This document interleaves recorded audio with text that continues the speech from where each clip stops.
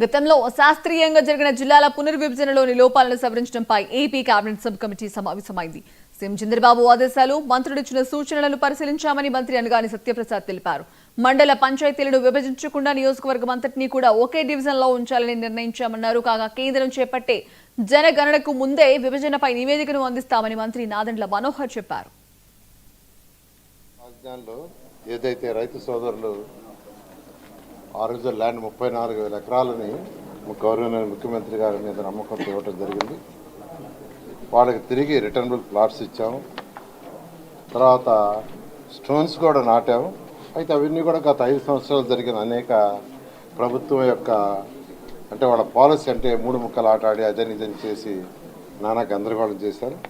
అయితే ఈ ప్రభుత్వం వచ్చిన తర్వాత అనేక సమస్యలు ఉంటే ఆ సమస్యలన్నీ సాల్వ్ చేస్తూ వచ్చాం. అయితే కొన్ని సోషల్ మీడియాలో అక్కడక్కడ ఎవరికి ఇష్టం వచ్చినట్టు వాళ్ళు యాక్చువల్గా సోషల్ మీడియాలో పెడుతున్నారు. ఇది కరెక్ట్ కాదు.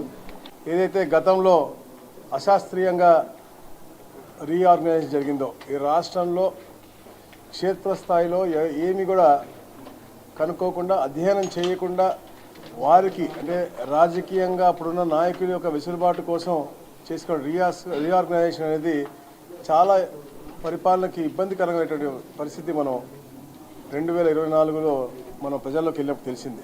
ప్రభుత్వం ఉంటుందని చెప్పారు. దాంట్లో భాగంగా ఈ యొక్క రీఆర్గనైజేషన్ మీద ఒక జీవో వేశారు.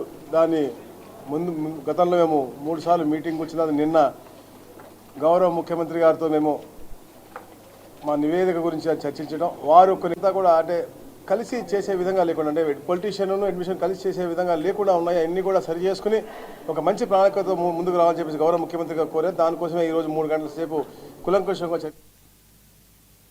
శుక్రవారం తెలంగాణ మంత్రివర్గ విస్తరణ జరగనుంది. మంత్రి